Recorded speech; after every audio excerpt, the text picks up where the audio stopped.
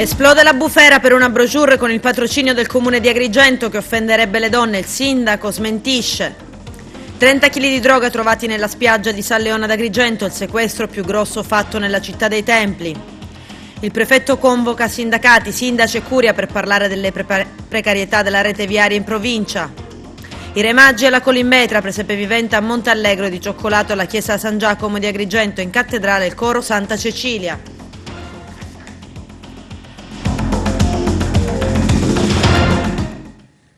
Bentrovati gentili telespettatori al nostro appuntamento con l'informazione. In apertura una bufera di polemiche tra attacchi e smentite che ha come protagonista una brochure pubblicitaria. L'amministrazione guidata da Lillo Firetto smentisce a stretto giro di boa di aver dato il suo patrocinio.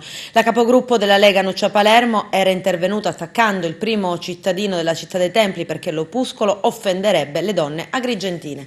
Il servizio di apertura del nostro direttore Arturo Cantella.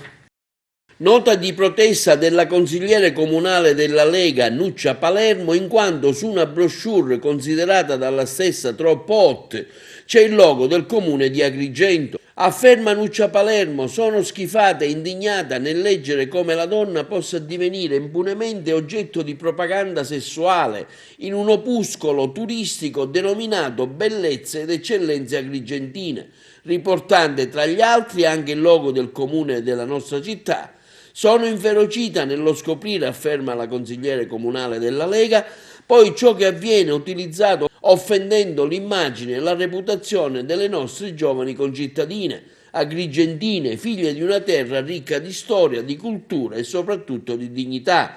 Interviene così il capogruppo della Lega Nuccia Palermo che dopo aver preso la notizia riportata e denunciata dal giornale online Sicilia Live 24, prende nettamente le distanze dalla pessima descrizione fatta, con l'aggravante che tale fatto sembrerebbe avallato dall'amministrazione comunale a guida del sindaco Lillo Firetto. Nuccia Palermo continua, nell'opuscolo si legge testualmente: sulle spiagge tra ragazze con costumi succinti è molto, ma molto sexy, facile trovare compagnie, tutto è ammesso, anche i più timidi mettono da parte un po' delle loro inibizioni facendo affiorare il meglio della loro locacità. E ancora le bar woman sono solite anche scatenarsi in danze non appena la temperatura comincia a salire. E infine, afferma Nuccia Palermo, in discoteca mentre i ragazzi si presentano anche in bermuda e maglietta, le ragazze sfoggiano abitini molto trasparenti. D'altronde il vedo e non vedo è quello che gli uomini apprezzano di più, ma non è difficile trovare anche minigonne mozzafiato e toppini che mettono in risalto il seno. Pronta la replica del sindaco di Agrigento che afferma: il comune di Agrigento non ha mai dato alcun patrocinio alla brochure pubblicitaria dal titolo Bellezze ed Eccellenze Agrigentine, né partecipato in alcuna forma all'iniziativa oggetto in queste ore di indignazione da parte della consigliera comunale della Lega di Agrigento Nuccia Palermo per presunte offese alla sensibilità femminile. Si tratta, afferma il primo cittadino, di una fake news mirata a screditare l'operato dell'amministrazione comunale e pertanto l'ufficio legale del comune di Agrigento sta vagliando l'ipotesi di una denuncia penale nei confronti di coloro che si sono prestati alla denigrazione o hanno ripreso a vario titolo la falsa notizia. Nella storia del controllo del territorio di Agrigento e dei pattugliamenti su strada non c'è mai stato un sequestro di droga così grosso. I poliziotti della sezione volanti della questura di Agrigento, con in testa il commissario capo Francesco San Martino, hanno trovato e sequestrato a San Leone 30 kg di hashish. I 150 panetti erano stati abbandonati sulla spiaggia. L'ipotesi investigativa privilegiata è quella di una consegna via mare andata male. Non è chiaro, non può esserlo naturalmente, per quale motivo la consegna sia saltata e la roba sia stata addirittura abbandonata. L'attività investigativa, coordinata dal procuratore capo Luigi Patronaggio e dall'aggiunto Salvatore Vella, risulta essere ancora in corso. I poliziotti della sezione volanti sono arrivati nella zona dell'ex eliporto di San Leone grazie ad una segnalazione da una fonte confidenziale ritenuta attendibile. Dopo un accurato controllo di tutto il tratto costiero è stato ritrovato il voluminoso pacco che aveva numerosi strati di nastro da imballaggio. Il tentativo è evidente di rendere impermeabile impermeabile quel contenitore di cartone, non escluso, anche se non ci sono certezze investigative al riguardo, che la roba dovesse servire per l'illegale spaccio sulle piazze del centro della città dei Templi e di San Leone, così come della vicina Favara. La droga viene adesso sottoposta a indagini specifiche per stabilirne la quantità. Dipenderà anche dalla qualità, infatti, la quantificazione economica. Impiegato comunale si presenta in municipio a Menfi con una pistola sotto il giubbotto. Qualcuno lancia l'SOS, un carabiniere riesce a bloccarlo ed arrestarlo. Su disposizione della procura, il 53enne è stato portato in carcere a Sciacca. Ieri il giudice per le indagini preliminari, al termine dell'udienza di convalida, ha convalidato e disposto la remissione in libertà dell'indagato con obbligo di presentazione alla polizia giudiziaria. Il perché l'impiegato comunale fosse al Palazzo di Città con un'arma clandestina non è chiaro. L'arma, che è stata sequestrata, è una scacciacanima con proiettile vero e munito di ogiva. Il dipendente ieri si è difeso sostenendo che quella pistola l'aveva trovata per strada vicino a dei rifiuti e che era sua intenzione consegnarla ai carabinieri dopo essere passato dal municipio per sbrigare una faccenda legata al suo cedolino. La Procura della Repubblica di Sciacca aveva chiesto la convalida dell'arresto e la custodia cautelare in carcere dell'indagato. La difesa invece, sostenendo che si trattava di una pistola a salve e che in ogni caso non si era proceduto a una perizia balistica, si era opposta all'applicazione della misura.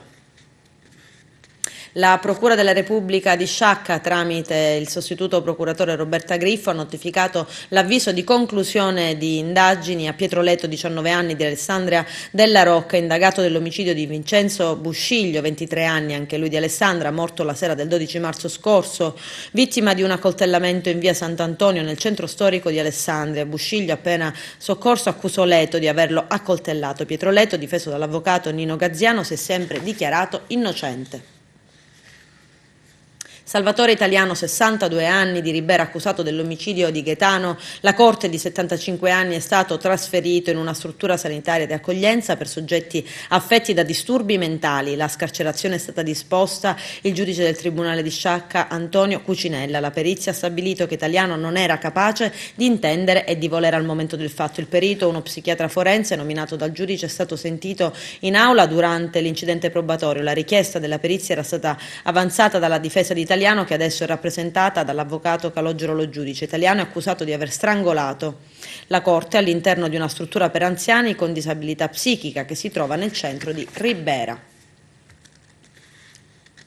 Scavalca la recinzione e si intrufola all'interno del giardino di una villetta di San Leone, frazione balneare di Agrigento. Il proprietario, suo malgrado, riesce ad allontanarlo, ma pochi minuti dopo, mentre sopraggiungono le pattuglie della sezione volanti della questura, l'uomo, un 57enne di Palma di Montechiaro, è stato pizzicato mentre scavalcava il cancello e rientrava gridando nel giardino. Sia la Polizia di Stato che la donna, che pare fosse stata la sua amante, provavano ripetutamente a calmarlo, ma il palmese in escandescenza strattonava la donna, che finiva per terra, e faceva lo stesso con gli agenti delle volanti, poliziotti che hanno fatto scattare l'arresto in flagranza di reato per le ipotesi di reato di violazione di domicilio aggravata, minacce gravi e resistenza a pubblico ufficiale. Ieri a metà mattina l'arresto del 57enne CG, queste le sue iniziali, è stato convalidato. Il giudice ha disposto a suo carico la misura del divieto di avvicinamento alla donna. È accaduto tutto nella tarda serata di giorno 1 in centro a San Leone. Cosa l'uomo volesse veramente non è risultato essere chiaro, forse voleva semplicemente incontrare la sua ex amante. Le ha rivolto minacce di morte. La relazione tra loro pare sia finita da tempo. A giudizio senza neppure passare dall'udienza preliminare, dopo i 5 arresti in 17 giorni dell'estate scorsa, il meccanico Antonio Cannistrato, 52 anni, di Aragona, finito in carcere dopo che i carabinieri lo hanno sorpreso per l'ennesima volta sotto casa dell'ex moglie, che lo aveva denunciato più volte per stalking, va a processo. Il GIP Stefano Zammuto, come chiesto dal pubblico ministero Paola Vetro, ha disposto il giudizio immediato nei suoi confronti. La strategia processuale del difensore, l'avvocato Salvatore Cusumano, subito dopo la notifica dell'ordinanza, è stata quella di procedere con il giudizio abbreviato. Il processo quindi è stato fissato per il 16 gennaio davanti al GUP Stefano Provenzano. Il meccanico è imputato di maltrattamenti, evasione dagli arresti domiciliari e stalking. I carabinieri della stazione di Aragona il 4 agosto scorso lo hanno arrestato per la quinta volta in 17 giorni. Come detto, l'uomo risponderà anche dell'accusa di maltrattamenti che sarebbero andati avanti per 5 anni a partire dal 2012. In prefettura un tavolo di confronto convocato dal prefetto di Agrigento Dario Caputo sulla precarietà della rete viaria nel territorio provinciale, un appuntamento voluto dalle sigle sindacali ed esteso alla curia e ai primi cittadini. I dettagli nel servizio. Sindacati, sindaci, curia arcivescovile, tutti insieme convocati dal prefetto qui ad Agrigento per cercare di uscire dall'isolamento nella viabilità e nella precaria rete viaria. Sì, assolutamente sì, tutti insieme affinché nessuno possa dire di non essere stato coinvolto.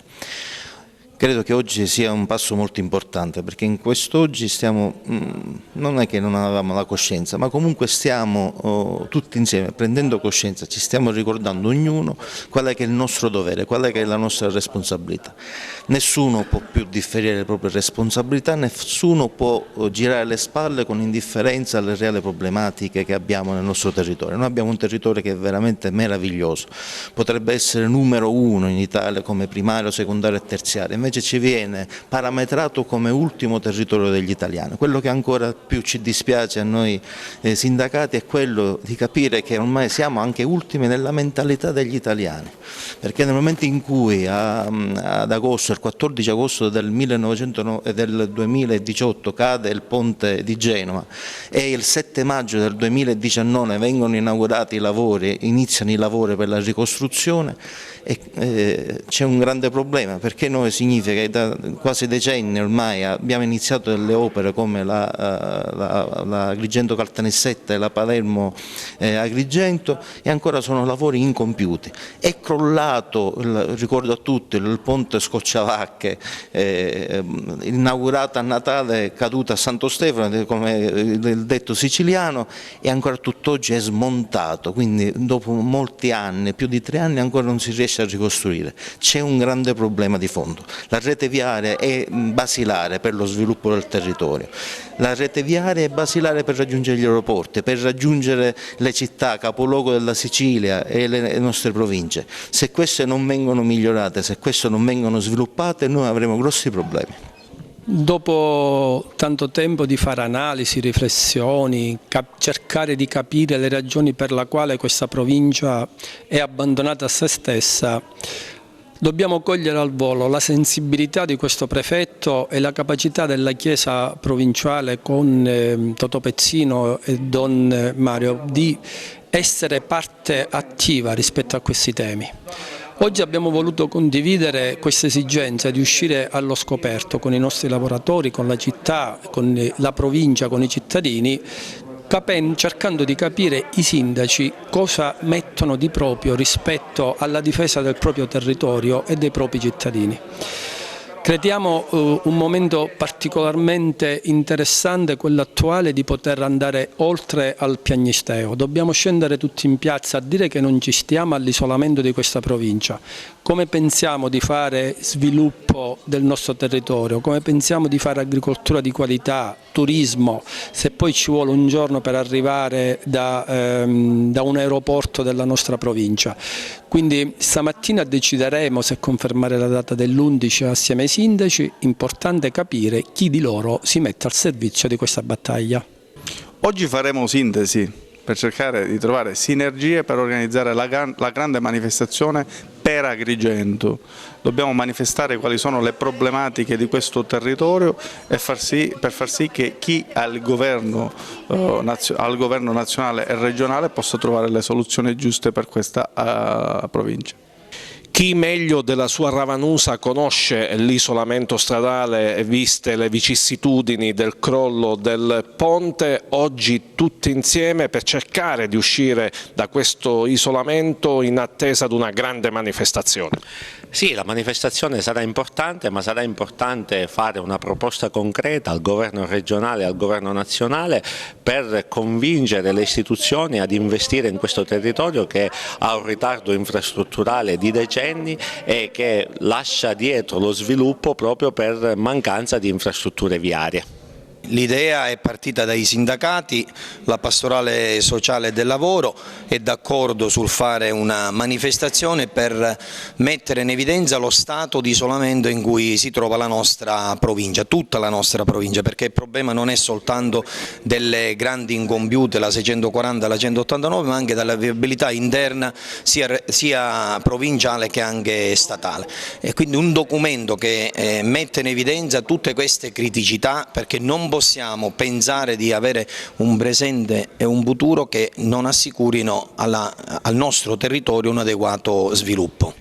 Gli immobili dei soli piani terra e primo piano dell'edificio di Piazza Cavour numero 5 ad Agrigento possono essere restituiti ai proprietari. I residenti titolari delle attività commerciali sgomberate potranno rientrare. Il definitivo rientro negli immobili dei piani secondo e terzo dell'edificio è invece vincolato alle condizioni indicate dal direttore dei lavori nella relazione tecnica consegnata, una relazione che prevede la verifica tecnica della tenuta, degli intonaci ed eventuali interventi manutentivi su soffitti e pareti. Verranno rimosse inoltre le transenne della zona di sosta posta a nord della careggiata di Viale della Vittoria di Agrigento, antistante all'edificio che ha ceduto per ben 2 volte, lo ricordiamo. A firmare la nuova ordinanza con queste indicazioni è stato nelle ultime ore il sindaco di Agrigento Lillo Firetto.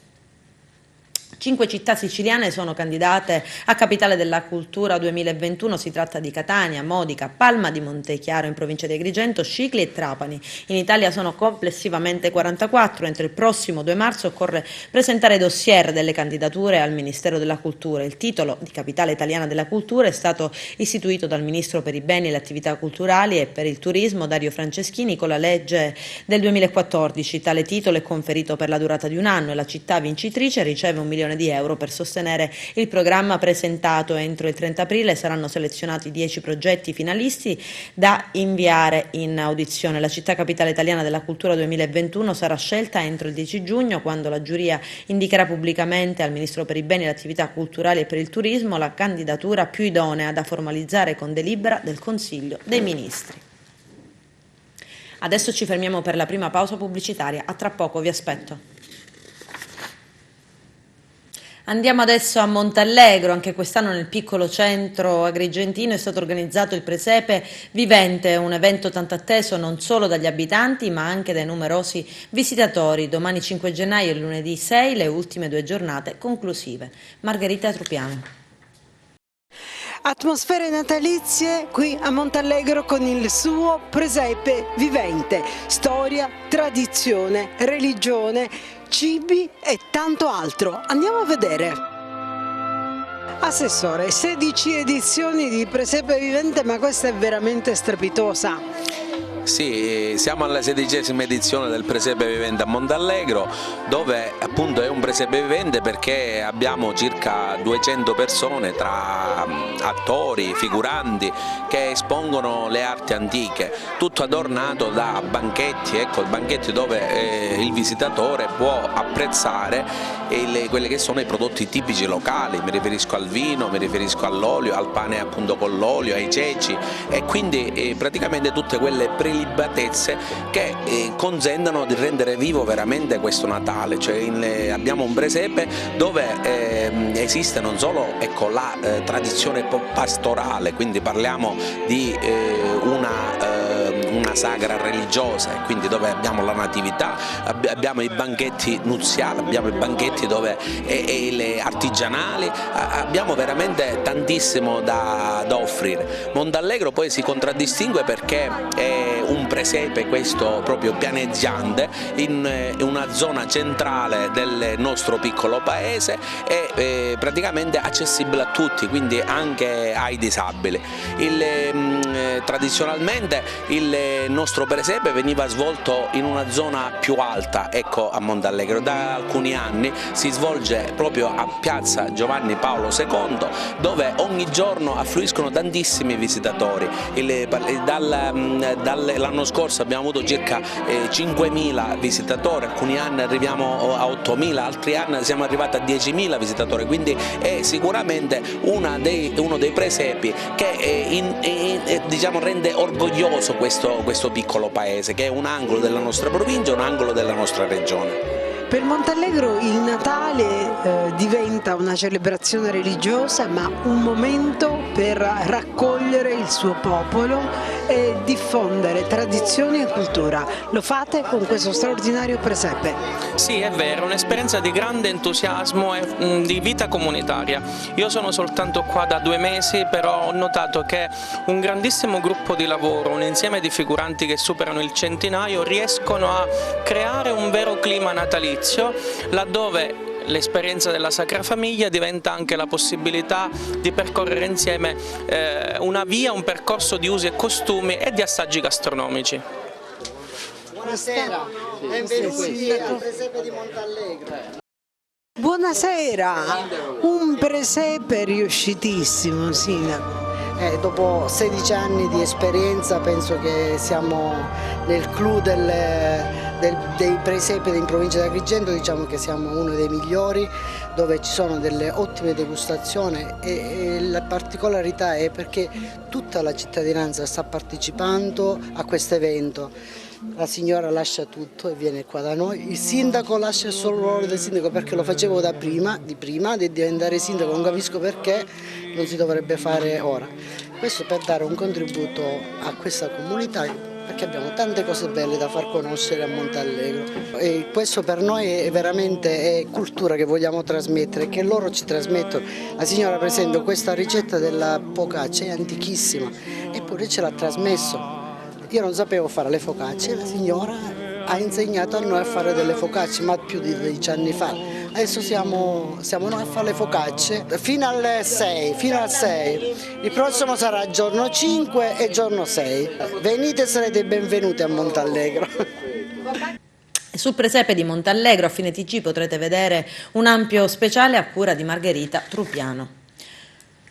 Dopo il grande successo del presepe dei contadini di Girgenti al giardino della Colimbetra, nelle giornate di domani, domenica 5 e lunedì 6 gennaio, dalle ore 10:30 alle ore 13, si concluderà il percorso di questa ricca stagione natalizia con un evento fuori programma dedicato soprattutto agli interessi dei più piccini. Titolo dell'iniziativa è Il viaggio dei Re Maggi, un ponte tra culture. Si tratta di un laboratorio creativo dedicato ai bambini che si divertiranno ripercorrendo il viaggio dei Re Maggi, guidati dalla Stella Cometa per portare i regali al bambino Gesù, con uno spunto di riflessione sul tema dei doni, dei simboli e dell'incontro tra Oriente e Occidente. Ci si può prenotare chiamando il 331 85 54 234. Il biglietto di ingresso è di 4 euro, ridotto a 3 euro per gli adulti che accompagnano i bambini. Il dolce presepe di cioccolato della chiesa San Giacomo di Agrigento sta per essere anche quest'anno condiviso dopo la messa dell'Epifania di lunedì prossimo, una tradizione che si rinnova ogni anno. Arturo Cantella. Come da tradizione anche quest'anno il classico presepe di cioccolato realizzato presso la chiesa di San Giacomo. L'inaugurazione è avvenuta lo scorso 31 dicembre, il dolce presepe rimarrà in esposizione fino al prossimo 6 gennaio, giorno della Befana. Quest'anno il tema del dolce presepe è il quartiere del Rabbato, con la raffigurazione di tutte le 7 chiese. Inoltre sono raffigurati, come di consueto, la Valle dei Templi, Bonamorone e novità di quest'anno il Castello o Carcere Vecchio e una piccola parte del viadotto Morandi. Il tutto come auspicio che finalmente la città possa ritornare a essere vivibile e a risalire la media nazionale. Oh Dio beato, ai quando dico sto, l'avermi amato, ai quando dico sto, l'avermi amato, a te che sei del mondo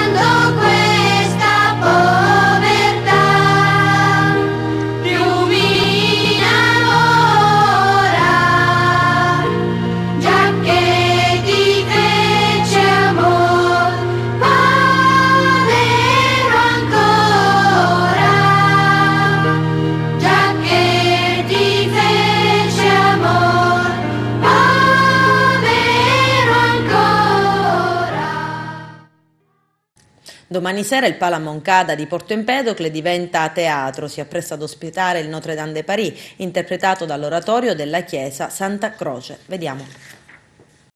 L'oratorio Oreb, parrocchia Santa Croce a Porto Empedocle, presenta il tempo delle cattedrali, da oggi all'avvenire, tratto dal celebre musical Notre Dame de Paris di Riccardo Cocciante. L'evento si svolgerà presso il Pala Moncada domani 5 gennaio dalle ore 20:30 in poi, ingresso gratuito fino a esaurimento posti.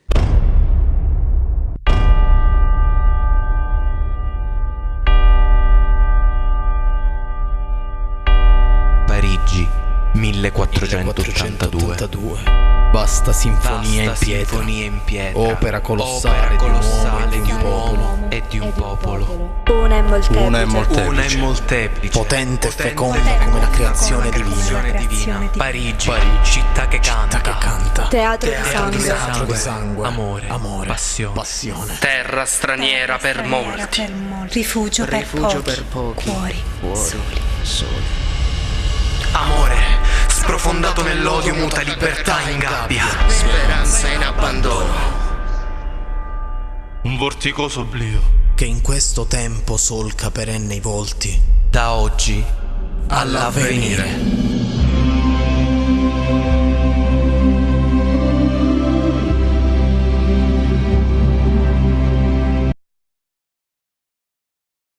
Le eccellenze della Valle del Belice sbarcano in Cina. Si tratta di un progetto di promozione turistica realizzato dal Comune di Montevago con il supporto della Regione. L'iniziativa prevede la pubblicazione di un ampio articolo su Montevago, i suoi prodotti tipici e i luoghi da visitare su un portale turistico cinese. Inauguriamo il nuovo anno sotto i migliori auspici, ha detto il sindaco Margherita La Rocca Ruvolo. È un'opportunità straordinaria per far conoscere le nostre eccellenze a un mercato molto importante per il turismo come quello cinese.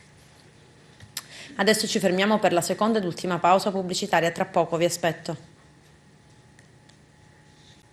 L'Assemblea regionale siciliana si riunirà il prossimo 6 gennaio, lunedì alle 11:30, in seduta solenne per commemorare l'ex presidente della regione Piersanti Mattarella. In occasione del 40° anniversario della sua uccisione alla seduta parteciperà il Presidente della Repubblica, Sergio Mattarella, fratello di Piersanti. Nel corso della seduta sono previsti gli interventi del Presidente dell'Ars, Gianfranco Micciche, e del Presidente della Regione, Nello Musumeci. C'è il servizio. Il 6 gennaio prossimo, alle ore 11:30, sarà ricordato con una seduta solenne all'Assemblea regionale siciliana il 40° anniversario dell'assassinio di Piersanti Mattarella. Alla cerimonia prenderà parte anche il capo dello Stato Sergio Mattarella, fratello di Piersanti. Un'iniziativa, quella voluta all'Ars, ben lontana dall'avere un carattere meramente devozionale. Piersanti ancora oggi incarna infatti la figura dell'innovatore. Fu prima consigliere comunale di Palermo nel 1964, poi deputato al Parlamento regionale nel 1967, nel 71 e nel 76. Durante l'ultima legislatura ricoprì il ruolo di presidente della regione, appena quarantenne, dal 78 al 6 gennaio del 1980. Il fatto che fosse stato eletto con una maggioranza parlamentare larghissima costituiva il riconoscimento della sua serietà, competenza e affidabilità. Piersanti volle essere un innovatore e lo fu realmente. Si preoccupò di formare i giovani alla politica ed organizzava periodici incontri con l'elettorato al fine di renderlo adulto e consapevole. Non si trattava di sostenere il professionismo della politica, afferma Rino La Placa, alter ego di Piersanti, che continua, tant'è che il suo pressante invito ai giovani era quello di studiare e di apprendere, di gettare le fondamenta per un percorso accanto ai cittadini grazie alla competenza ed alla professionalità. Piersanti era convinto che non si trattava di chiedere a Roma misure assistenziali, ma di reclamare i propri diritti in nome dell'unità nazionale e del principio costituzionale di solidarietà. A questa visione è legata la sua espressione di avere le carte in regola ed infine l'impegno per la legalità contro la mafia, quello che gli costò la vita. La sua lotta costante e senza quartiere agli abusi, alle sopraffazioni, alla corruzione, ai facili arricchimenti non faceva affatto piacere alla mafia ed ai cosiddetti poteri forti. ed inevitabilmente fu pressante la contrarietà di Piersanti Mattarella all'allora sindaco mafioso di Palermo Vito Ciancimino. Giusto nei giorni scorsi è stata resa nota l'audizione del giudice Giovanni Falcone davanti alla commissione antimafia, in cui si affronta proprio il tema dell'omicidio Mattarella. Falcone parlava così: l'indagine è estremamente complessa perché si tratta di capire se e in quale misura la pista nera sia alternativa rispetto a quella mafiosa, oppure si compenetri con la stessa. Recentemente sono state avanzate ipotesi concrete sul filo nero del terrorismo di estrema destra, che probabilmente collegherebbe l'assassinio di Mattarella con quello del magistrato Mario Amato, ucciso a Roma appena 6 mesi dopo, il 23 giugno del 1980, per mano dei militanti del NAR. Nessuno però dimentica. In occasione del 40° anniversario della morte, il sindaco di Palermo Orlando ha stabilito di attribuire al parco più famoso del centro del capoluogo di regione il toponimo Parco Piersanti Mattarella, giardino all'inglese, e collocare all'interno del parco una lapide in memoria dell'ex presidente della regione. Piersanti Mattarella, afferma Orlando, fu vittima degli interessi intrecciati della mafia e di un sistema politico-affaristico che erano stati fortemente indeboliti dalla sua attività politica ed amministrativa. Il presidente Piersanti aveva promosso e realizzato importanti riforme che mirano a costruire in Sicilia una comunità più giusta, solidale, rispettosa del territorio, della legalità e dei diritti. Ad Agrigento lunedì prossimo 6 gennaio, giorno dell'Epifania, nella cattedrale di San Gerlando alle ore 20, il coro dell'Associazione Filarmonica Santa Cecilia animerà una solenne messa in memoria del presidente della regione Piersanti Mattarella nel 40° anniversario della sua morte. Calcio, eccellenza e promozione, i prossimi appuntamenti delle squadre agrigentine e gli assetti interni con Carmelo Lentini. Vediamo. Nel campionato d'eccellenza Girone A si ricomincia dopo un paio di settimane di sosta che hanno consentito a tutte le squadre di ricaricare le batterie e presentarsi ai nastri di partenza del girone di ritorno con maggiore grinta e determinazione. E questa prima giornata riserva scontri di un certo livello, il cui esito finale potrebbe dare il primo sussulto all'attuale classifica, che ricordiamo vede il Dattilo in vetta con 4 punti di vantaggio sull'Acragas, inseguito a ruota ad 1 punto dal Canicattì.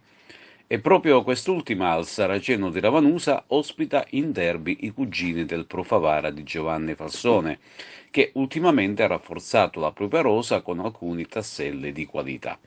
L'Acragas inizierà il proprio cammino al Nino di Vaccara con il Mazzara, senza il difensore Alfonso Cipolla, che scontra la seconda delle 3 giornate di squalifica. Di contro una compagine canarina che ha cambiato quasi del tutto la rosa dei calciatori, rendendola molto competitiva. Nella gara di andata la compagine dei Templi al Seneto si impose con il risultato di 3-1, grazie alle reti di Biancola, Caroni e Gambino su calcio di rigore, mentre il Mazzara con Elmane resiglò la rete della bandiera. E proprio Caronia sarà l'ex di turno, avendo giocato il girone di andata sulla sponda opposta a biancazzurra. La gara del Nino Vaccara verrà diretta da Dario Acquafredda di Molfetta. Suoi assistenti saranno Dario Ricchiari e Giovanni Battista Citarda di Palermo. Da questo turno molto incerto potrebbe avvantaggiarsi il Dattilo, che ospita il Don Carlo Misilmeri, mentre a San Cataldo si gioca il derby tutto nisseno tra San Cataldese e Sporting Vallone. Questo il quadro completo della giornata. Canicattì Pro Favara, Castellammare Parmonval, Cefaledium Alcamo, Dattilo Don Carlo Misilmeri, Mazzara Acregas, Monreale Geraci, Oratorio Marineo, Cus Palermo e poi c'è San Cataldese Sporting Vallone. Si riparte nuovamente con una partita molto importante, Mazzara-Acragas. Come vedi questa partita? È chiaro che la ripresa è sempre importante dopo la sosta, noi ci abbiamo messo dentro un po' di benzina, abbiamo lavorato, consapevoli che dovevamo crescere da questo punto di vista. L'unico momento per poterlo fare era approfittare di questa sosta, l'abbiamo fatto. I ragazzi mi sembrano abbastanza anche soddisfatti dal lavoro che hanno svolto, sono stati abbastanza impegnati e perciò è normale che abbiamo le aspettative migliori possibili, almeno dal nostro punto di vista. È chiaro che poi c'è di mezzo la partita che verrà e che quindi è quella che darà poi le motivazioni più importanti e dire la verità. E quindi noi ce la mettiamo sempre tutti.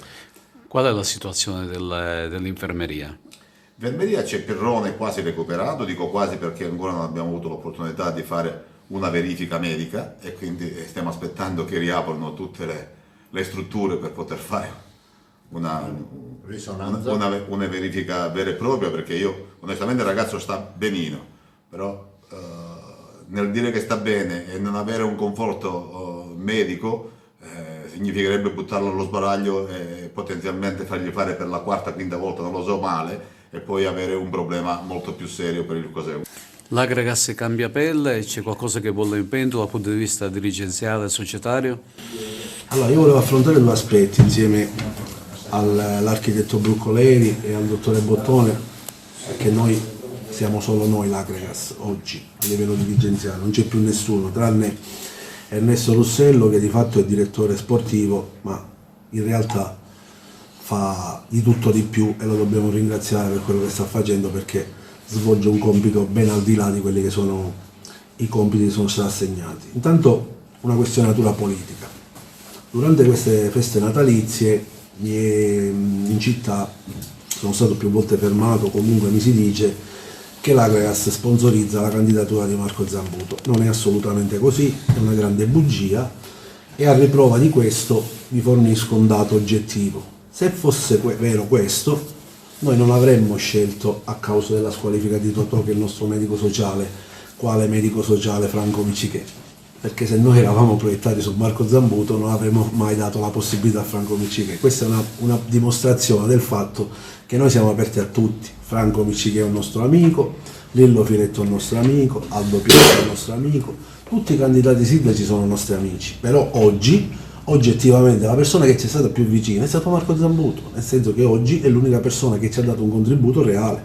Questo è diciamo la realtà. Quindi quando poi ci sono stati gli auguri di Natale, è venuto a farci gli auguri, ci sono state fatte le fotografie, ha seguito tutte le partite, fra l'altro dico in tempi non sospetti, e parliamo di maggio, quando ci sono stati i playoff a Carini tra il Misilmeri e l'Olimpica Agregas, io ero lì con Marco Zambuto, alla fine della partita nasce il discorso, Totò Bottone ne è testimone, e adesso che facciamo? Non possiamo mollare questo patrimonio di tifosi che erano venuti fino a Carini, dobbiamo dare continuità. E allora lo stesso Marco mi ha detto: perché non scendi in campo anche tu, eccetera, e da lì mi sono convinto ad avviare il percorso che abbiamo avviato. Quindi l'amicizia che c'è ovviamente con Marco risale dai tempi dell'università, ma questa è tutt'altra cosa, perché il concetto fondamentale è uno: l'Agregas non fa politica, l'Agregas fa calcio, perché la vecchia Agregas è fallita sia per le questioni di debiti, ma i problemi dell'Agregas sono iniziati quando si è mischiato il calcio alla politica. Finché ci sarò io e finché ci saranno loro, che penso che ragioniamo con la stessa testa, non si farà politica insieme al calcio. Il calcio è una cosa, la politica è un'altra, quindi noi siamo aperti a tutti. Se domani dovesse venire Franco Micichè a darci un contributo, lo saprete tutti, perché noi abbiamo i conti della società, sono disponibili e visibili a tutti. C'è massima trasparenza e massima apertura nei confronti di tutti. Sinceramente oggi l'unica cosa che posso dire, senza nessuna polemica, mi sarei aspettato un po' di più dal sindaco, perché comunque il sindaco di questa città avrebbe potuto fare qualcosa di più e di meglio per l'Agregas, perché già da luglio ci eravamo parlati, sono andato a trovarlo in comune e sinceramente mi sarei aspettato qualcosa in più. Anche nel campionato di promozione Gironi A si gioca la prima di ritorno, con due agrigentine che si trovano nei primi posti della classifica. Casteltermine ed Unitas Sciacca proprio in questa giornata giocheranno contro avversari che inseguono a pochi punti. La compagine castelterminese sarà ospite dell'Albatros Lercara, che si trova 6 punti sotto, mentre la compagine saccense giocherà in casa. Lo scontro è tutto da vedere contro la forte Folgore di Castelvetrano, che ricordiamo insegue a 4 punti. In poche parole, sarà una giornata campale che potrebbe dare una prima sterzata all'attuale classifica generale. Gioca in casa sul campo amico di Raffadali l'Empedoclina contro il Bagheria, mentre la Gattopardo cercherà di iniziare il proprio cammino, nel migliore dei modi, fuori casa contro il Casteldaccia. Anche il Camarat di Renato Maggio intende iniziare l'anno positivamente, ma sul proprio campo attende il Lascari, avversario ostico e duro a morire, che cerca punti per salire ancora più in alto. Queste le gare in programma: Albatros Lercara Casteltermini, ASD Casteldaccia Gattopardo che si gioca appunto questo sabato, Empedoclina Bagheria, Camarat Lascari, Nissa città di San Vito Lo Capo, Partinico Audace città di Casteldaccia, Unitas Sciacca e Folgore, e poi c'è Villabate Mazzarese che si gioca appunto questo sabato. Basket, la Fortitudo Moncada Agrigento domani alle 18 affronterà Scafati. La partita si giocherà al Pala Mangano. I biancazzurri, che sono partiti questa mattina, giocheranno per la terza giornata del campionato di ritorno. Con la Fortitudo Agrigento anche il nuovo arrivato Giovanni Veronesi. Per i biancazzurri è la prima trasferta del 2020. Torniamo in campo per la prima partita dell'anno e lo facciamo in trasferta, ben sapendo che per provare a essere competitivi non potrà bastare una buona gara, ha detto coach Davis Cagnardi. Dovremmo essere bravi ad allontanare il senso di appagamento che arriva dall'ultima vittoria ottenuta e trasformarlo in fiducia, rimanendo affamati. Le feste della SEAP dall'Icardillo a Aragona di fatto sono già finite. La formazione del presidente Nino Di Giacomo, vice capolista del campionato di Serie B1 Girone D di pallavolo femminile, è ritornata ad allenarsi con grande intensità ed abnegazione per preparare nel migliore dei modi la gara di sabato 11 gennaio in trasferta contro il Frosinone. La squadra, con 9 punti, occupa la terzultima posizione della graduatoria ed è in piena lotta per evitare la retrocessione. La partita, valida per l'11ª giornata di andata, si disputerà alle ore 15:30 fuori casa. Coach Luca Secchi ha tutte le giocatrici a disposizione tranne il capitano Melissa Donà, che svolge lavoro differenziato dopo l'infortunio muscolare patito durante il terzo set della sfida casalinga contro la capolista Cerignola. Le sue condizioni di salute sono però in netto miglioramento. Con questo è tutto, termina qui l'edizione del telegiornale. Grazie per la gentile attenzione e per essere stati con noi. A presto.